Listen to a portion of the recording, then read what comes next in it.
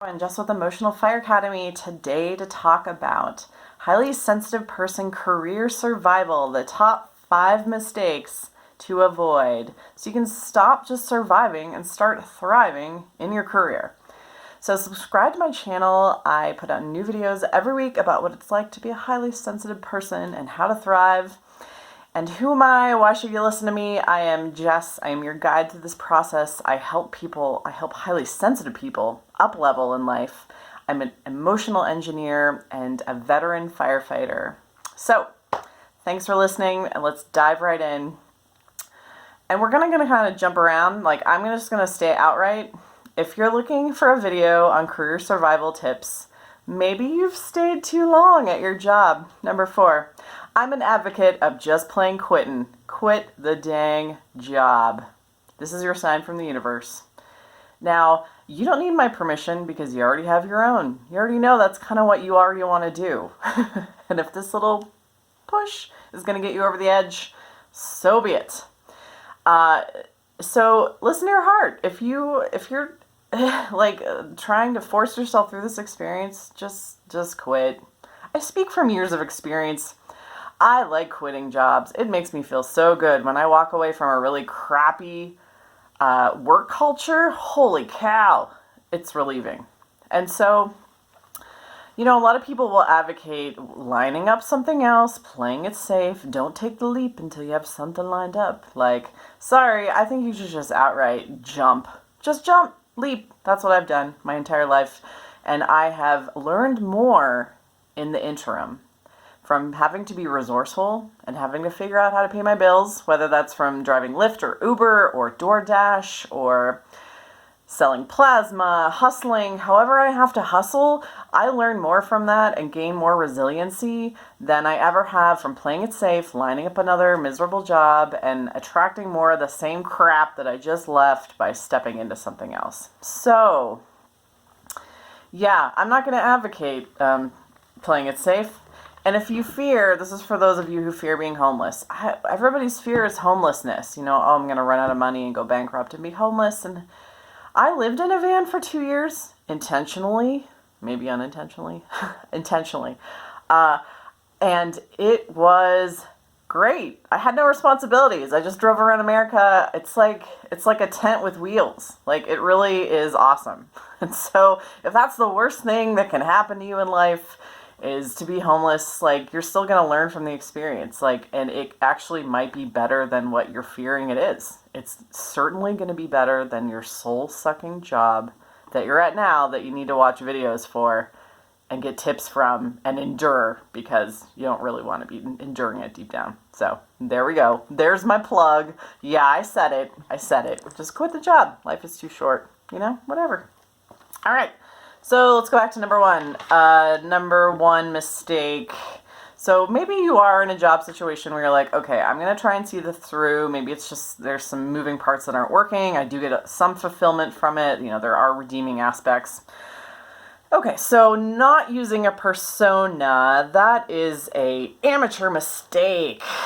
We all use personas. Personas are flavors of our personality that we use throughout the day in different situations. It's how we adapt to the circumstances, right? We're going to be different around our parents than we are around our friends, We're going to be different at work than we are at home. And so we're already kind of doing this. And a lot of jobs will force you into a persona, right? They give you a uniform. They tell you about the work culture. They want you to get into their persona that they want you to do so that you perform at the level that they want you to perform. You might as well be using your own persona. And so you can show up, showing up as your HSP self might not be the best fit for your position. We experience this career dissatisfaction, right, when our certain beliefs that we hold, our personal beliefs are misaligned with the beliefs that we have about this position. So maybe that I would be happier somewhere else. I could make more money somewhere else. I just, I don't feel respected. And so, showing up with a intentionally crafted persona will kind of help pop you into a different mindset. so that we can get those beliefs more aligned and you can feel better at work. There is an excellent book called The Alter Ego Effect by Todd Herman. And this talks about how people create personas to excel. A lot of athletes do it, superstars do it.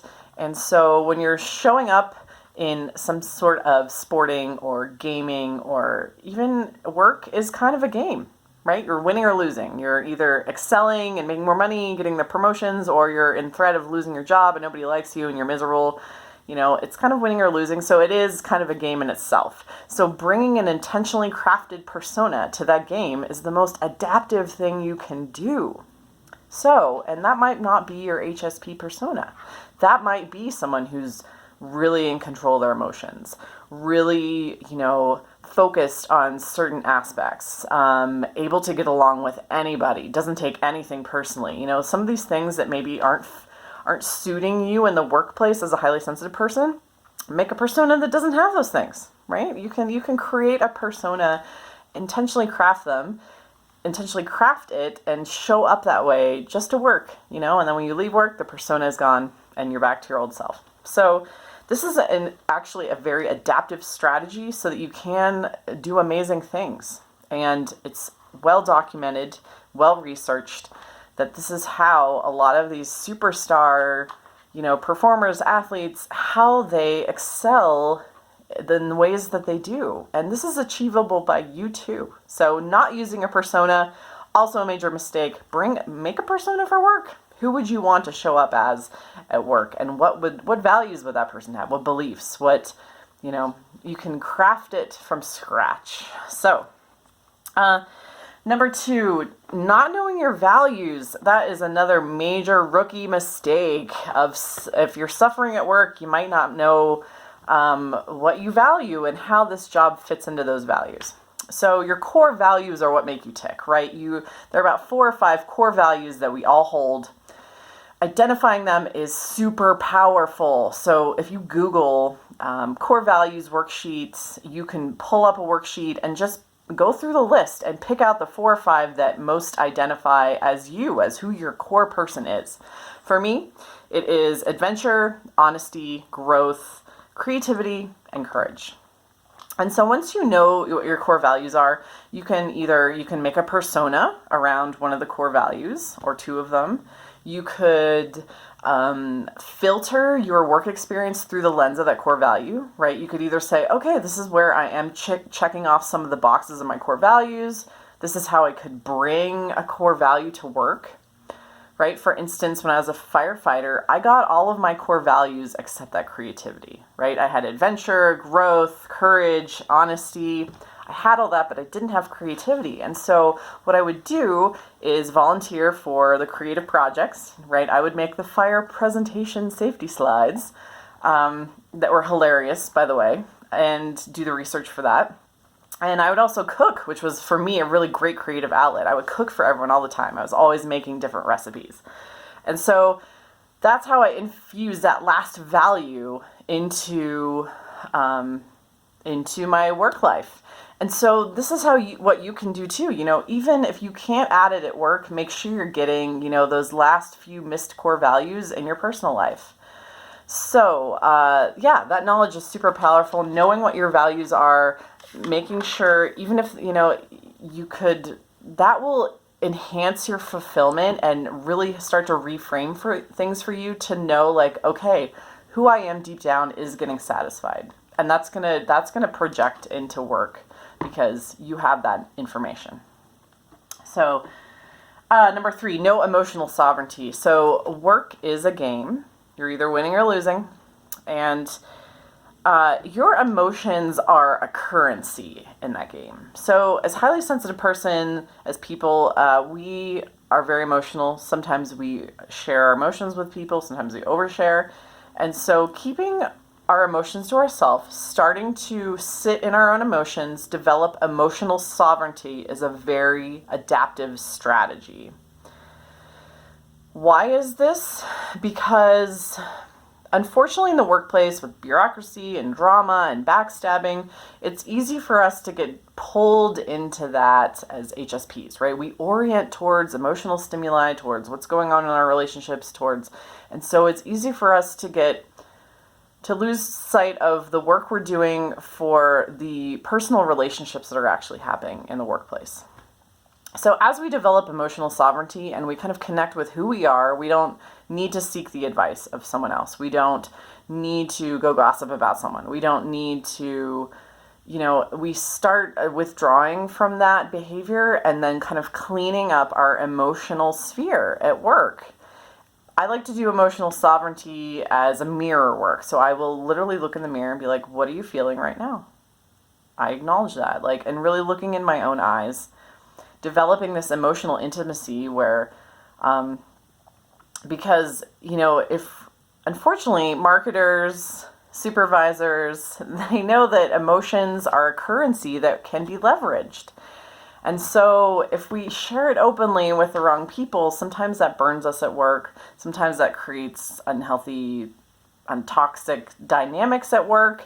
And so the more emotional sovereignty we have, the more power we have. The more power we have in the workplace to get our values met, get our needs met, and to not get stuck in these circular rumination, low-level kind of drama, bureaucracy stuff that is often pervasive in most workplaces. So, number 4, staying too long, obviously listening to our heart.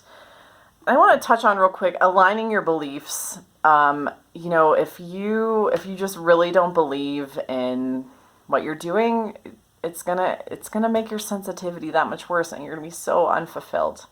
When you do, and it again perpetuates this unhealthy kind of dissonance in yourself, where you're like, I really don't want to be here, but I'm here anyway. Like this creates this level of inauthenticity that I think perpetuates the unhealthy brain patterns in highly sensitive people. And that's my personal belief, because as soon as I started moving into healthier and healthier spaces of where I actually wanted to be, all of the bad parts, the overwhelm, the hyper emotionality really started disappearing. Like this stuff is real. Like as I used this myself, it really, really enhanced my career satisfaction. And so, number 5, no intention. So the most powerful question we can always ask ourselves about our work life is, why do I work here? Why do I work here? Why do I work at this position? And keep coming back to that. What is the answer to that? Okay, if it is, I want to make more money, or I want to make money, period. Then develop a persona where that's what you're focusing on, making money, And as you make more money and you're like, wow, okay, why do I want to, it'll keep adapting itself. Why do I want to work here? Okay, I want to do this. Like, reminding ourselves of our intention for going to work. What's our intention? And it helps us not fall asleep. It helps us keep those beliefs aligned. I believe I'm going to make money here. And if I'm not making money, if I'm not getting that raise, or I'm not feeling like what I'm getting paid is what I'm worth, that intentionality is so important and powerful. And so asking yourself, why do I work here? Maybe even on a daily basis. And even as an entrepreneur, I have to do this too. Why am I doing this? I want to be creative and I want to help people. And so when I continue to remind myself of this, I stay aligned with my beliefs. I keep my fulfillment of what I'm doing active and alive as a dynamic process, and not something that I just, 5 years later, I find myself in and I'm like, whoa, how did I get here? I kind of fell asleep along the way. So, and as you're more in touch with that intentionality and that empowerment, and realizing you have a choice whether you go to work today. You absolutely have a choice. So, being in touch with this, super powerful. Don't make these 5 mistakes. No persona, you can try to show up as yourself. That is a strategy, learn from it, see how it works. A persona is a much more effective way to thrive in the workplace, to succeed, to get to your goals, to enact your values, to get your values met and satisfied, to develop that deeper satisfaction.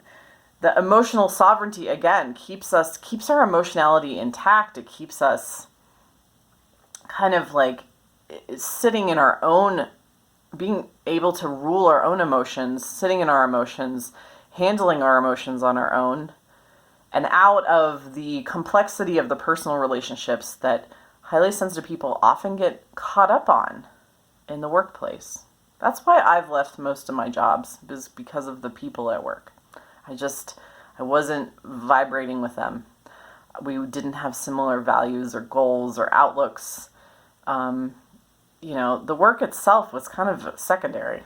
And again, as a highly sensitive person, that is what you'll probably be orienting towards. Staying too long, obviously not listening to our heart, not aligning our beliefs, and then not having any intention, not showing up intentionally every day and realizing we have a choice in the matter. We can just not show up. We could go live in a van. We could quit. We could find a different position. We could go chase our dreams. Anything is possible to us. We are infinitely powerful, creative beings. So, comment below, what do you think of this? Will this help you not only survive in the workplace, but thrive and actually start taking back your power and your control and your joy of what you are doing? And if you are a highly sensitive person who is deeply unfulfilled with an aspect or many aspects of your life, reach out to me. I have an emotional rewire program that will help you get out of that space and into a place of just rocking it. Because as highly sensitive people, that's where we should be, is rocking our skills and abilities. So, thank you for watching. Have an excellent day. I'll talk to you later. Bye.